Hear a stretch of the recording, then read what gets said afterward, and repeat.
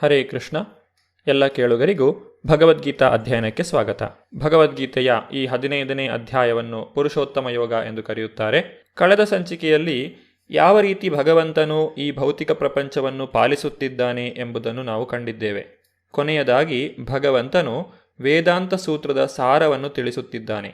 ದ್ವಾವಿಮೌ ಪುರುಷೌ ಲೋಕೆ ಕ್ಷರ ಅಕ್ಷರ ಏವಚ ಕ್ಷರ ಸರ್ವಾಣಿ ಭೂತಾನಿ ಕೂಟಸ್ಥೋಕ್ಷರ ಉಚ್ಯತೆ.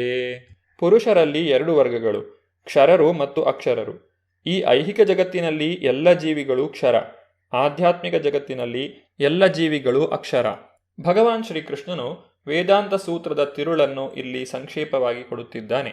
ಅಸಂಖ್ಯಾತರಾದ ಜೀವಿಗಳನ್ನು ಕ್ಷರರು ಮತ್ತು ಅಕ್ಷರರು ಎಂದು 2 ವರ್ಗಗಳಾಗಿ ವಿಂಗಡಿಸಬಹುದು. ಜೀವಿಗಳು ಐಹಿಕ ಪ್ರಪಂಚದೊಡನೆ ಸಂಪರ್ಕವನ್ನು ಪಡೆದಾಗ ಅವರನ್ನು ಜೀವಭೂತ ಎಂದು ಕರೆಯುತ್ತಾರೆ. ಈ ಲೋಕದಲ್ಲಿ ಮನಸ್ಸು ಮತ್ತು ಪಂಚೇಂದ್ರಿಯಗಳೊಡನೆ ಸೆಣಸಾಡುತ್ತಿರುವಂತಹ ಜೀವಿಗಳಿಗೆ ಐಹಿಕ ಶರೀರಗಳಿವೆ. ಈ ಶರೀರಗಳು ಬದಲಾಗುತ್ತಿರುತ್ತವೆ. ಜೀವಿಯು ಬದ್ಧನಾಗಿರುವವರೆಗೆ ಜಡವಸ್ತುವಿನೊಡನೆ ಸಂಬಂಧದಿಂದ ಅವನ ದೇಹವು ಬದಲಾವಣೆ ಹೊಂದುತ್ತದೆ. ಜಡವಸ್ತುವು ಬದಲಾಗುತ್ತಿರುತ್ತದೆ, ಆದ್ದರಿಂದ ಜೀವಿಯು ಬದಲಾಗುತ್ತಿರುವಂತೆ ಕಾಣುತ್ತದೆ. ಆದರೆ ಆಧ್ಯಾತ್ಮಿಕ ಜಗತ್ತಿನಲ್ಲಿ ದೇಹವು ಜಡವಸ್ತುವಿನಿಂದ ಆಗಿರುವುದಿಲ್ಲ, ಆದ್ದರಿಂದ ಅವುಗಳಿಗೆ ಬದಲಾವಣೆ ಇಲ್ಲ.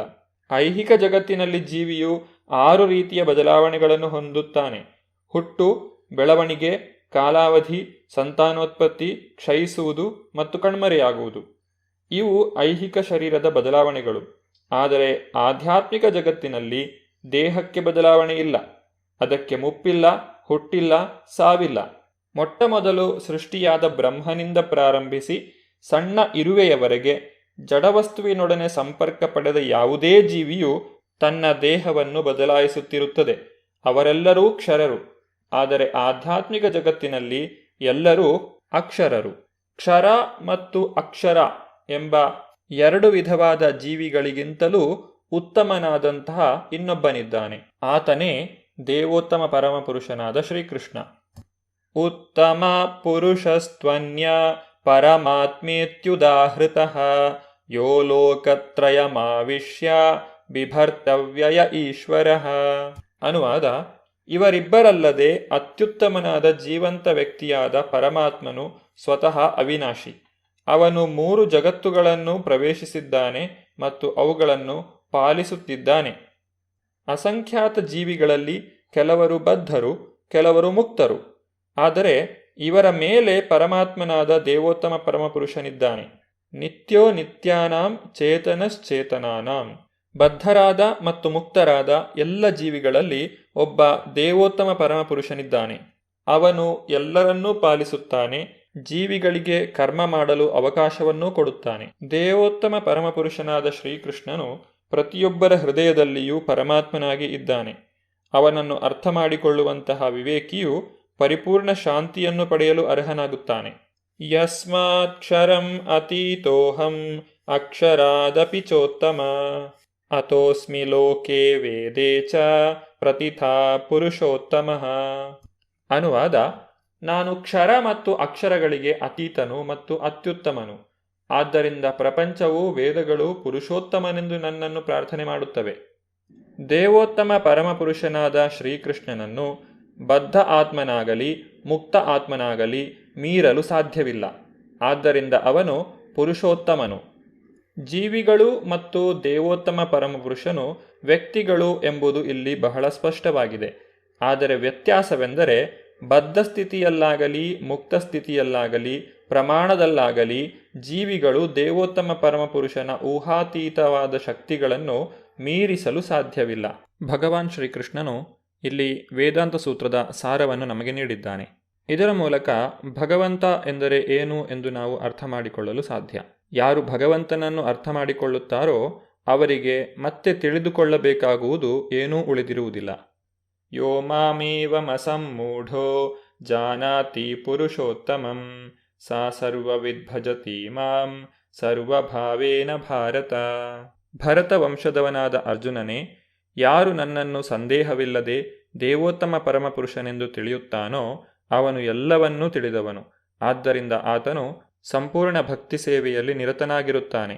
ಯಾವ ವ್ಯಕ್ತಿಯು ದೇವೋತ್ತಮ ಪರಮಪುರುಷನಾದ ಶ್ರೀಕೃಷ್ಣನನ್ನು ತಿಳಿದಿದ್ದಾನೋ ಆತನು ಎಲ್ಲವನ್ನೂ ತಿಳಿದಿದ್ದಾನೆ ಎಂಬುದನ್ನು ಈ ಶ್ಲೋಕವು ಸ್ಪಷ್ಟವಾಗಿ ತಿಳಿಸುತ್ತಿದೆ.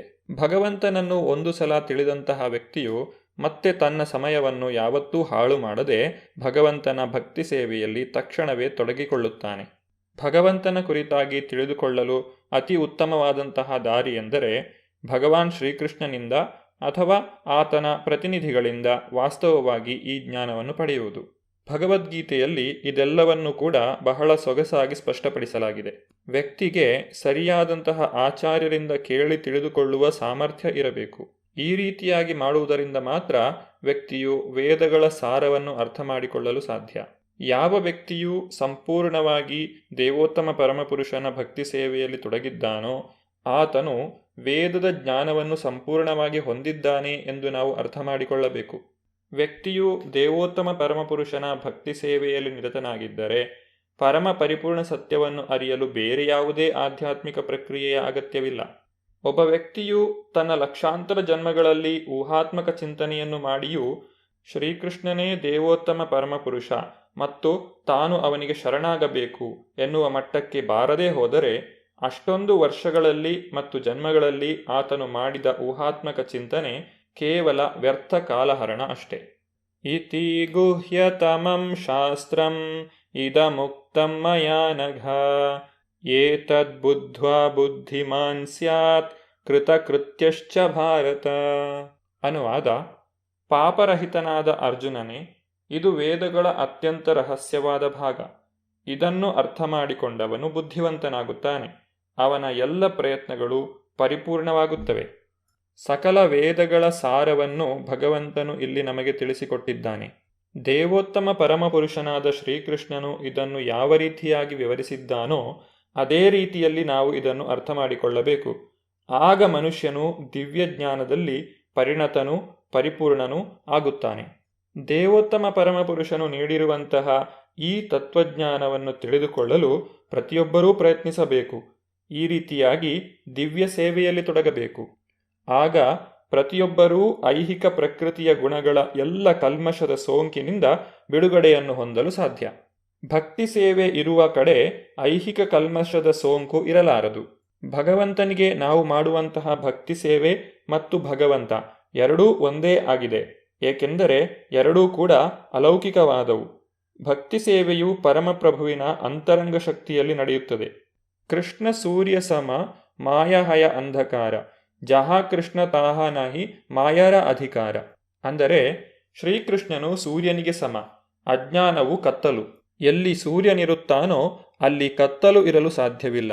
ಅದೇ ರೀತಿ ಎಲ್ಲಿ ಭಗವಾನ್ ಶ್ರೀಕೃಷ್ಣನಿದ್ದಾನೋ, ಎಲ್ಲಿ ಭಗವಾನ್ ಶ್ರೀಕೃಷ್ಣನ ಭಕ್ತಿ ಸೇವೆಯು ನಡೆಯುತ್ತದೋ ಅಲ್ಲಿ ಯಾವುದೇ ರೀತಿಯಾದಂತಹ ಅಜ್ಞಾನವಾಗಲಿ ಮಾಯೆಯಾಗಲಿ ಇರಲು ಸಾಧ್ಯವಿಲ್ಲ.